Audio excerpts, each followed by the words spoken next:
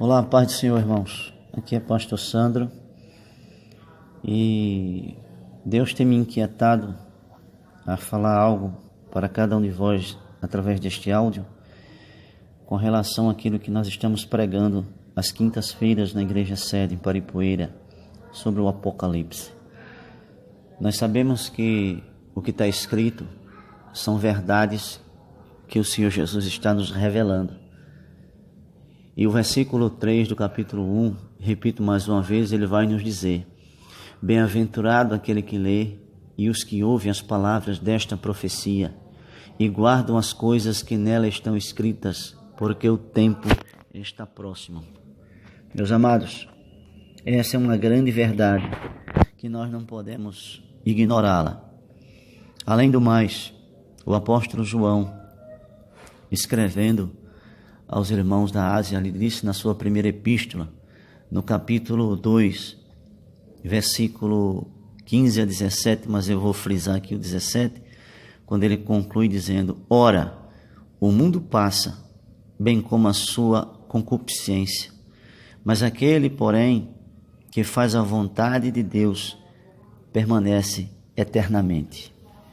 Eu quero dizer com isso, queridos irmãos, que o mundo, vale lembrar que mundo aqui vem do grego cosmos e não se refere nesse contexto ao nosso habitat, à nossa casa, a essa terra que a gente vive. Mas essa palavra cosmos, que se refere a mundo, frequentemente se refere ao vasto sistema da vida conduzida por Satanás e afastada de Deus.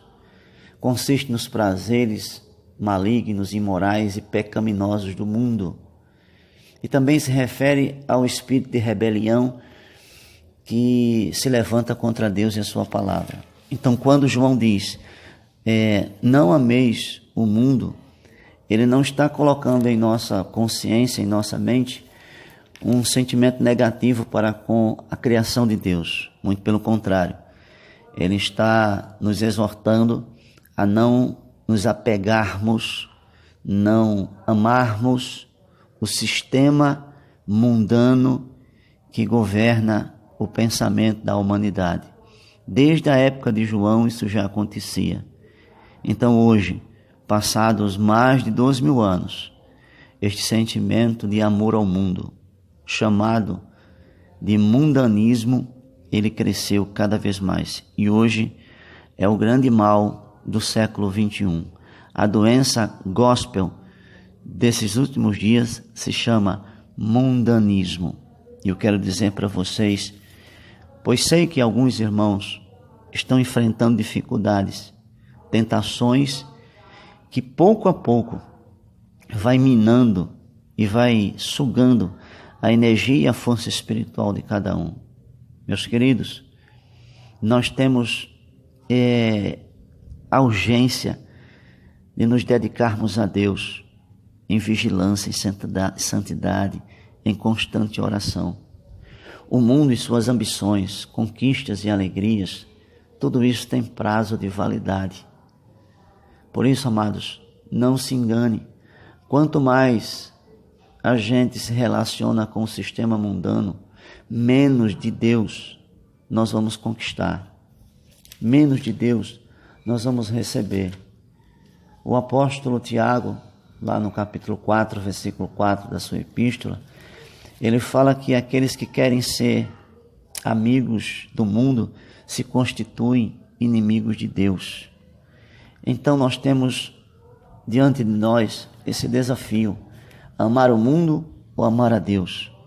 Amar o mundo implica em vivermos de acordo com o sistema, com a doutrina, com a influência, com o pensamento e com a cultura de um mundo alheio, distante, promíscuo, cruel, maligno, implacável.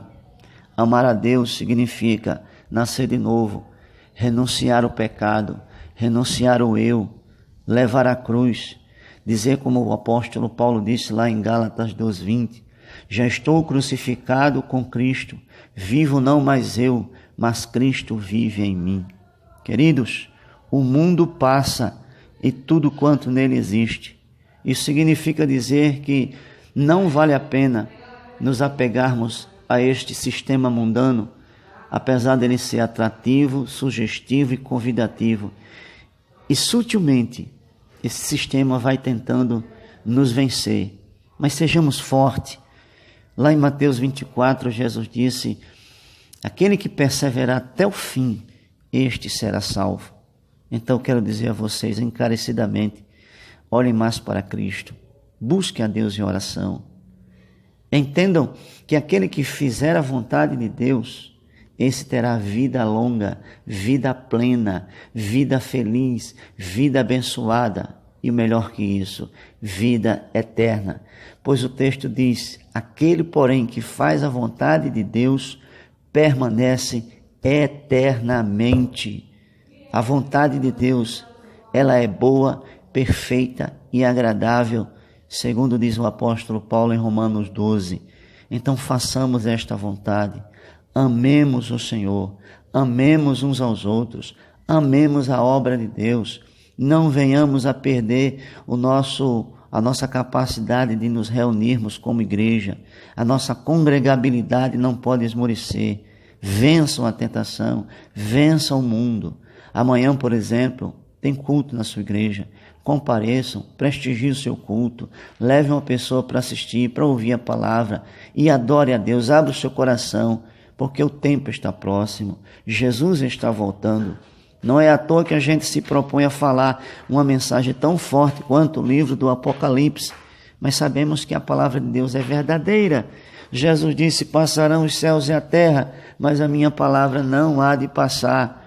A palavra dele é viva e eficaz, é espada cortante que penetra até a divisão da alma e do espírito, entre juntas e medulas, e é apta para discernir as intenções e pensamentos dos corações.